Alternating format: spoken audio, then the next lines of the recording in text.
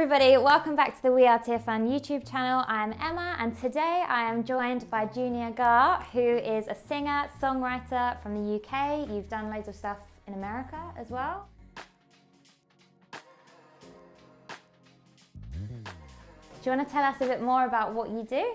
Yeah, so I'm a singer-songwriter and worship leader. I also help to creatively direct a few different projects. Yeah, is one of those projects the Cellar Sessions? The Cellar Sessions, Cellar, yeah. Sorry, got it Yeah. wrong. So what got you into the whole kind of like music industry, singing, worship in general?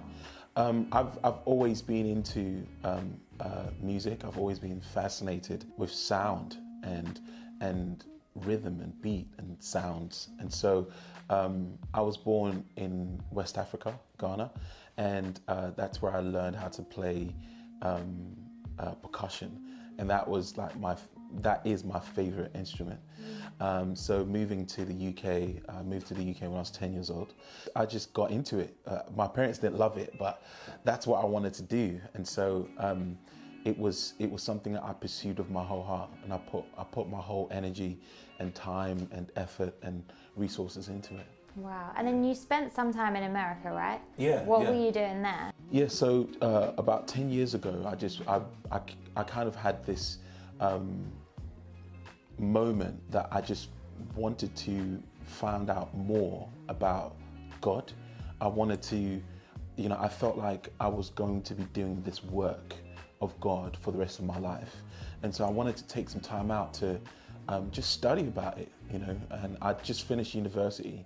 And so I thought this was the right time to go and study. And so I went out there to a Bible school in Redding, California, and I was there for like 3 years. I was meant to go for a year, but it was I realized how much I needed it. And sometimes it's really good to take time out of your life to do those kind of things, because it will set you on the path that you're supposed to go. So 3 years after I went to Bible school, I kind of started getting offers for jobs, in different states and stuff like that. And so I ended up being in America for almost 10 years. Oh my God. And it was really unexpected, but yeah, that's what's been happening. That's so cool. It's nice when you can kind of step out of your comfort zone and not be overwhelmed by all the newness, but actually just embrace it. And Yeah, that's really exactly. Cool. Well, at first it was a bit of a culture shock for me, because I came from a majority black church in the UK that had an American style. Do you know what I mean? Yeah. And then I moved to a majority white church that had a completely different style of music, different vibe, but it was cool. It really helped me. It really grew me in my understanding of cultures and worship styles, and so yeah, it was a good thing. Yeah. And we'll get a chance to hear a bit of that kind of mixture of worship styles and new sound that you've kind of created through your experiences on your very special performance on TVN. Yes. Is it the 21st of October? Yeah, 21st of October, 7:30. Amazing, 7:30 p.m. we'll be tuning in. So do you want to tell us a bit about what it is that you're doing? Yeah, so my friends and I have kind of reimagined some songs, and Negro spiritual songs, and also songs that have impacted the black narrative over the years.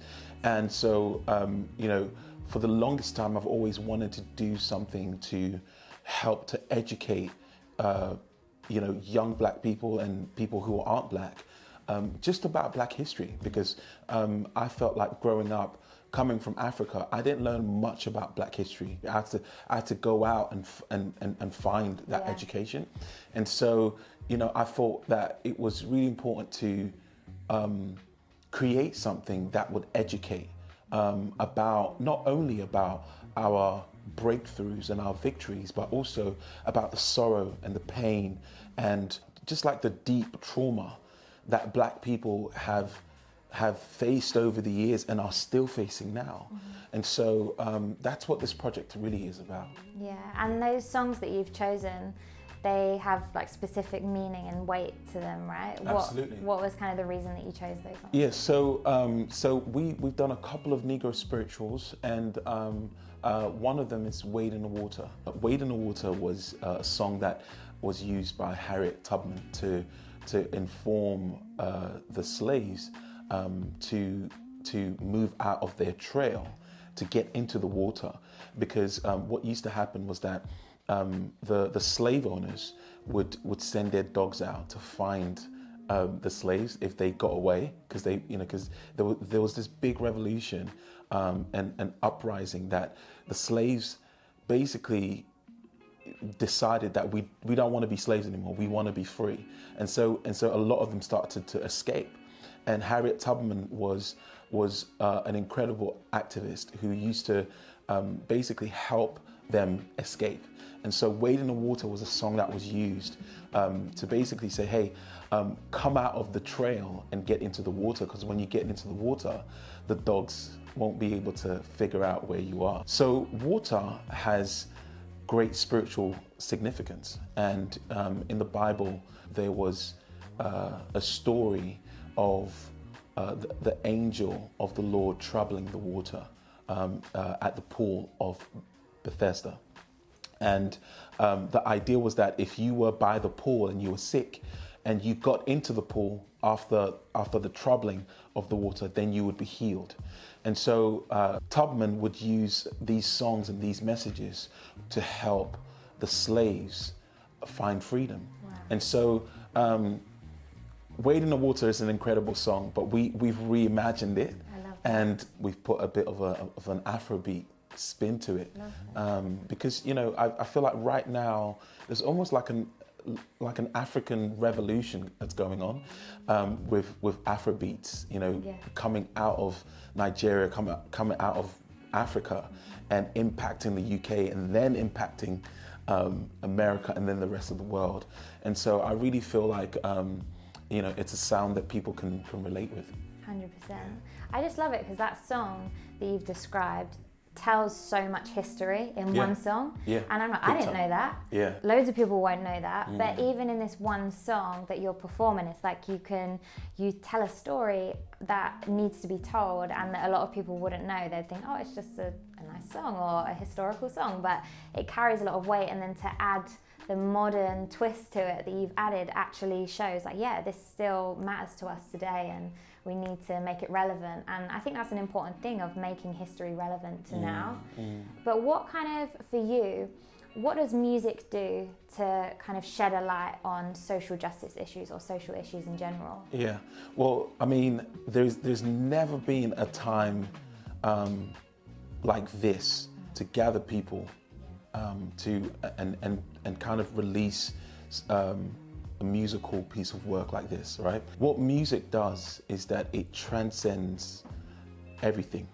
Literally, like you could be in a cafe and music playing, and it's impacting you, but you don't know it, and that's what music has the ability to do. And so music has the power to go further and farther than I can go. So, the idea that we can come together and create a sound for the world to hear is a really powerful thing. Yeah. And I feel like music unites us, it brings us together, because, this person might not like one song, but another person might like a song. And the power of a song is that if you know a song and if I know a song, it brings us together. Yeah. It unites us. It gives us a common place to dwell. I love that. Yeah. So it's a form of unity. That's absolutely. Great. Yeah. And I think this year as well, we've seen people coming together to protest, particularly against police brutality, to fight for the rights of Black people around the whole world, for there to be equality and justice. But how has this year kind of been for you? Has it affected you in any way? Yeah, I mean, this year has been deeply impactful. I think that I would be lying if I said, oh, I'm cool. For me, as a creative, you kind of want to just get on social media and just say something, right? but it's been hard to say something. Yeah. It's been tough to put words to what I feel inside. And I think for me as a black person, what I feel inside is the deep trauma of all other black people, you know, from Africans to Caribbeans to African Americans. You know, we feel the pain when we see another you know, man or woman being brutalized, you know, on the screen. And in this time, in the time that we live in, it's just on your phone. Yeah. You know, like you can't hide away from it. You know, you can't scroll away from it, because you know, you want to. It's almost like that thing that's happening to them is happening to you. Yeah.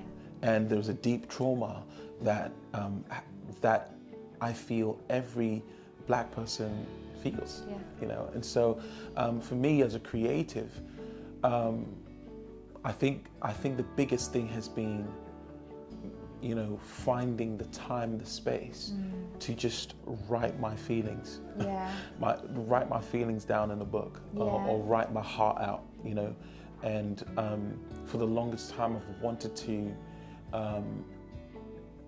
educate and celebrate, you know, the idea of the black experience. Yeah. You know, I love, one thing I'm really passionate about in my life, in my ministry, in my music, and my creativity is unity. So I'm all about building bridges. That's why I would move to America to kind of like, you know, live within a culture that I don't understand. Yeah. But what I've been made more aware of in this time, this year, is about my blackness, and you know, my you know, the fact that I'm African, the fact that I'm from Ghana, and you know, I am becoming more and more proud of who I am as a black African man. And obviously, like, everyone responds to things in their own way. So for you, it sounds like it was perhaps more of a reflective time at first, where you were like, I don't actually have the words right now, but I'm going to go away and I'm going to think about this, and how you responded your own way. But do you feel like, as a music artist and artists in general, do you feel like they have a responsibility to use their music to speak on social issues? Absolutely. I think you know, creatives are the voice of a generation. Wow. You know, I think that, you know, if you are a creative, you can be a lawyer and still be creative, right? You know, but you know, what we see in creativity now is you know, is beyond anything that I have imagined. And you know, I love the idea of being able to be an activist through music, be an activist through painting. I mean, like some of the artwork that I've seen recently, I'm fascinated with art, and some of the artwork that I've seen recently of, you know, these emerging African black painters, it's just out of this world, man. And I just think that, you know, as a creative, you have a voice that no one else has, because you can paint a picture, or you can write a song that can change the perspective of an entire people group, you know, of an entire generation. And so, you know, like, I really believe that, you know, if you are a creative, like you have the ear of a generation, you know, and you have the voice to be able to speak and sing and create, and you know, allow whatever you create to ring true, but also ring loud to the world. So good. Yeah. So that's like, I guess, with creativity, we can all be creative, but then as a Christian, for you, that's another huge part of your life. Yeah. So how does that work in terms of, because I think sometimes as Christians we can step back a little bit and we can feel that being peaceful is being silent, and that's not really always the case. So how do you feel like faith and justice work together? Well, I think that faith and justice equals the good news. You know, the good news is the gospel, and the good news and justice work in tandem. Yeah. And when you think about it, that's what Jesus did. Yeah. That's what he came to this earth to do, to show humanity that, hey, like, there is a God fighting for you. Yeah. You know, and so if if I say Black Lives Matter, it doesn't mean that all lives don't matter. It just means that all Black lives matter. Yeah. And, you know, that we're shining a light on this idea that, you know, there's a people group who contribute beautiful things to the world. Yeah. You know, I really do believe that Black people make the world a beautiful place. Yeah. You know, so do other people. Yeah. But when Black people are being oppressed, it's important that we talk about it and we say, hey, Black Lives Matter. All Black Lives Matter. And, you know, you have to pay attention to that. Yeah. I don't want to go too deep, No, but I agree.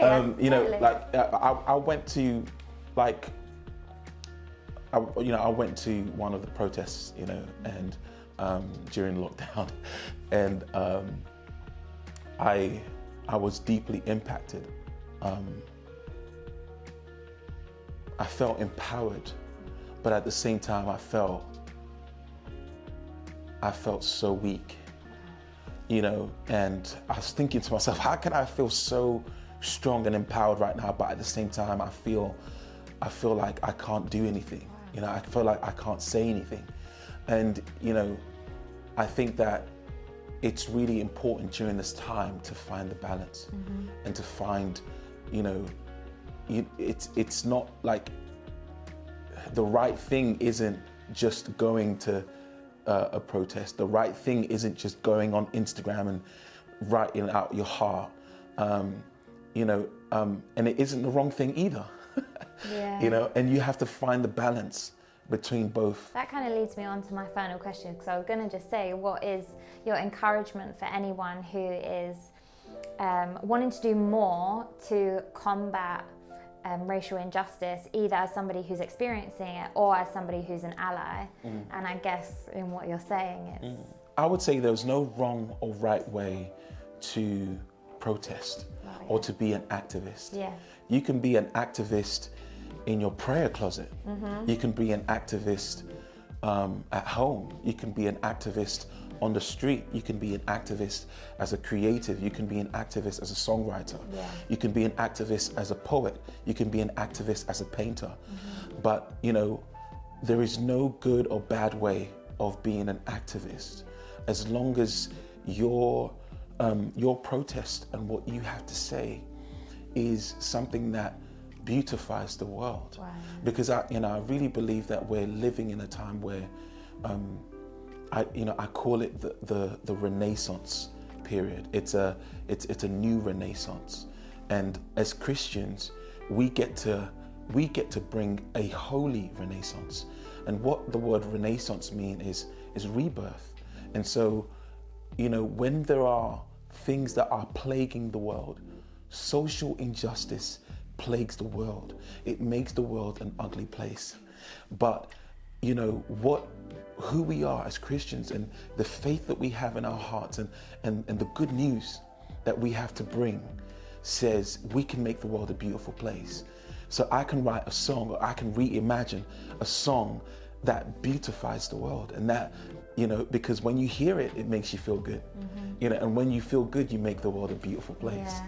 And so there's no right or wrong place, or there's no right or wrong way to be a social activist, as long as it beautifies the world. Wow. You can do that. That is a preach right there. That's a preach. Come on. That is amazing, man. Yeah, I'm very impacted by everything you've just said. I feel like you speak so clearly and so well on these things, and just you can tell that you've had that time of reflection and just really working out what this means for you. Yeah. And thank you so much for sharing your Thank heart you. and sharing Thank your you. wisdom with us. We definitely appreciate it.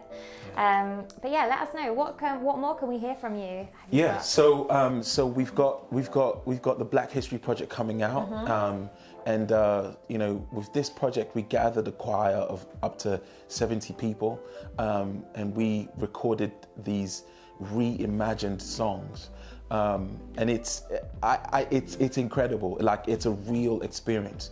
And so look out for it on TBN on October 21st at 7:30 p.m. But at the same time, we're also going to be releasing the music. So listen out on radio, and also go and stream it. You know?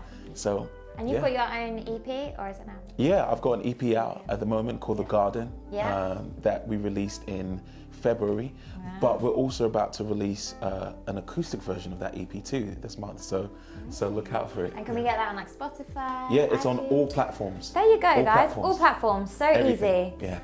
Thank you so much, Junior. It's been you. great chatting to you. And we'll hopefully see you soon. We'll see you on TV, on TBN. There you go. Thank you so much for watching, guys. If you love this video, make sure you like and hit subscribe, and we'll see you next week.